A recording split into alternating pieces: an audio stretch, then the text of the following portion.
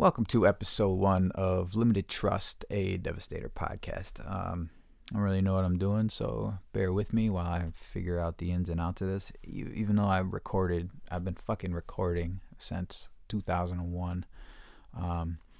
This type of recording is pretty new to me. I don't have any background noise or music or anything to kind of hide all the little inflections and things like that in my voice.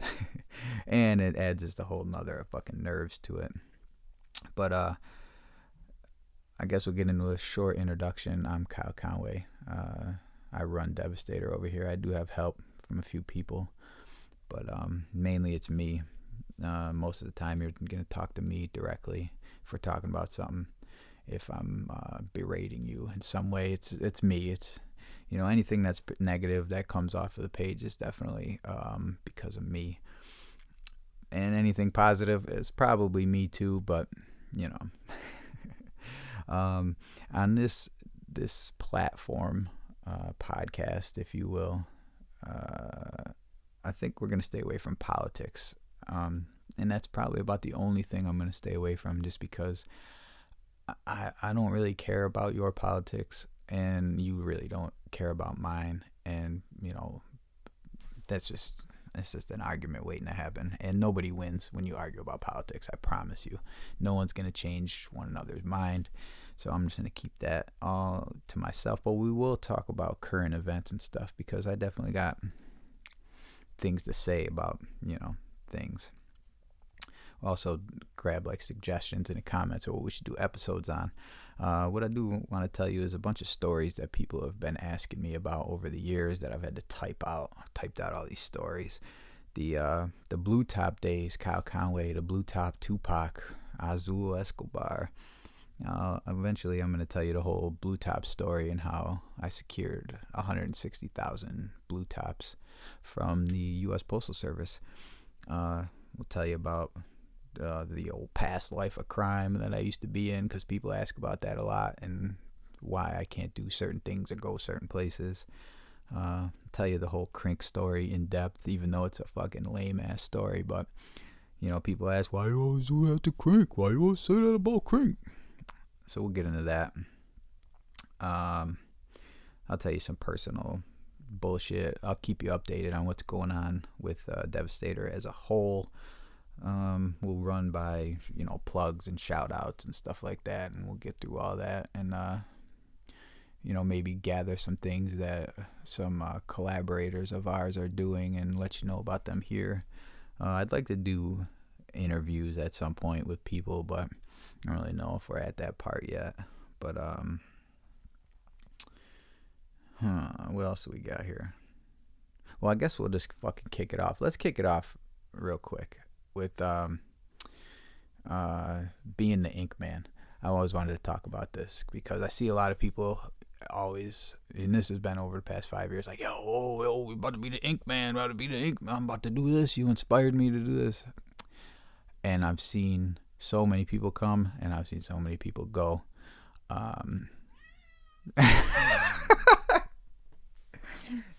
Yo, what's good, fam? That's the cat. That's not my cat. He just came in and said, "What's good?" He's not my cat. He just started coming here one day, so now he's here. But everyone wants to be the Ink Man, and I definitely want to tell you, if you have a full-time job or a job of any sort, you are definitely going to want to keep that. I don't care if you record a couple videos and I'm about to get the followers, you buy an account with 10,000 followers. Dude, you are going to need every dime that you can get a hold of, because you will not make any money for a long time. I promise you that. And taking bucket latex and dumping a bunch of water in it or whatever, just don't even waste your time, man. Back in 2017, it cost me about $1,000, I think, and I planned and tested and got this together and figured out our formula. It took about a year, and I did massive research. online and just through talking with people, asking people, what's the best way to do this? And it took me that long to figure out what exactly I was going to go with. And that's where we're at now.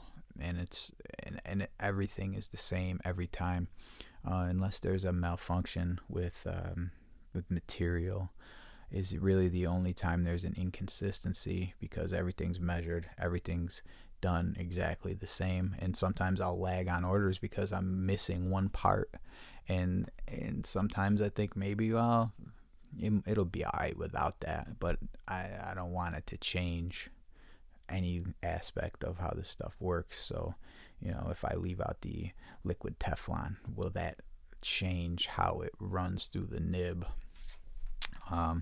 So that's for all the aspiring guys, man. If you want to do it, I'm totally cool with that. Just you gotta make sure that you don't put all your eggs in one basket, because this shit is difficult. And I always see like a lot of people getting a lot of flack, other ink people, like, oh, that doesn't cover, or that doesn't do this, or this one's better than this. Dude, this shit is so finicky and is so specific to your area, your surface, your mix. There's so many variables of what makes a good paint, ink, whatever you want to call it, whatever anyone calls it. I don't even like to put mine in it. That's why I always call it fluid. I don't even have, like, it's not ink, it's not paint. It's definitely a custom fluid. It could be all of those mixed.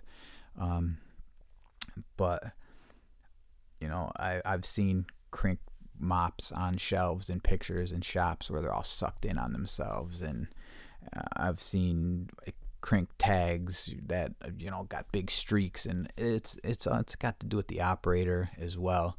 So don't take everything you see on the internet as, oh, this stuff is perfect, this works, I'm gonna buy this X brand and my tags are gonna look like this. That is not the case. It is not the fucking case at all. Guys like Trikes, Taro, they've figured out how to use our fluid like perfectly every time, and I've seen other people grab it and try to do the same thing, and it's just a difficult thing to duplicate. It's years of experience. It's how much pressure you're putting on the nib against the surface.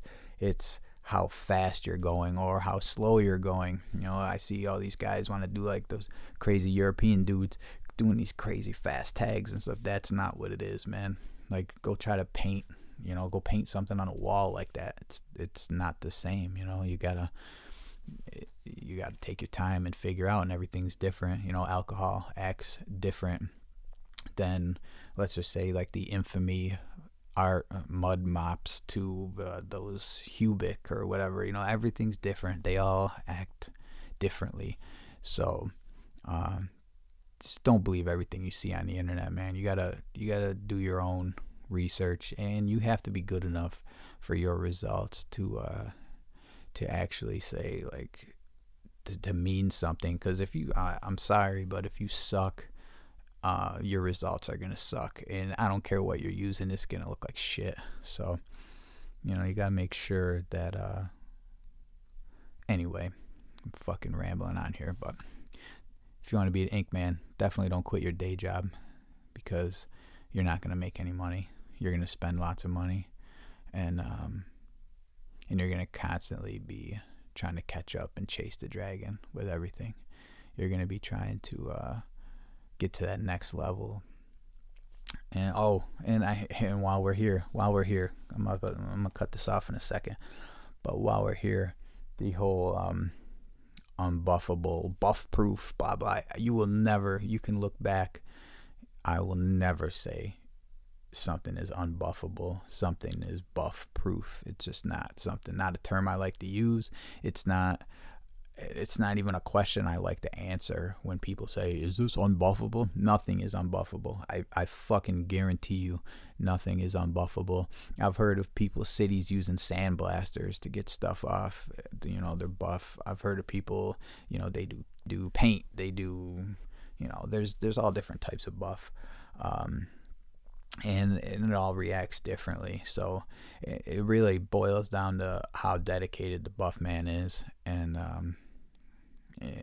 that's it. Like, nothing is unbuffable. I send me your unbuffable.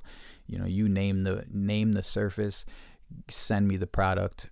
I'll buff that shit. Believe me. I mean, it all depends on what you're gonna take a can of Quick Color White, and go over it 2 times. Like, look at that, it's unbuffable. Nah, that's not what it is. Like in Rochester, I know Sherwin-Williams provides the local buff with hundreds, probably if not thousands of gallons of buff paint, and it's fucking serious shit. And it covers, man. It's gonna cover, and there's not gonna be any bleed. Like, it doesn't matter what you're using. So it all really boils down to how much the buff man's trying to get that off, and typically, they just do what they can and then move along. I guess, in my experience, but yeah. So don't come around here with the buff proof terms. That's all fucking baloney. And I asked my dudes Death Color, like, they know. There's fucking scientists from Germany, man. Them dudes are scientists when it comes to this shit, and they know. Some stuff is harder to buff than others, but it all depends. Like, on a glass surface, you can just usually chip off almost anything with a razor or a razor scraper. So glass tags might look nice sometimes, but super easy to get off, no matter what. And glass edge, yeah, whatever. I've had people do some serious bad things with just the stuff that we offer, and fuck themselves up, and fuck up their house, and fuck up their this. There's no way I could hand anyone out there someone like that's actually something that's dangerous. It just I don't know if it would pan out very well. But I guess we'll wrap this up now. I don't know how this is gonna go. Yeah. Shout out to Machine Studio for kind of giving me the blueprint for this, because I like what they're doing, and he does the same thing, and I've been working with them a little bit, and they're good dudes, man. So I just want to say I appreciate that, and we'll see if this goes on, and if I don't sound like a total fucking idiot. DevastatorBrand.com. See what's good.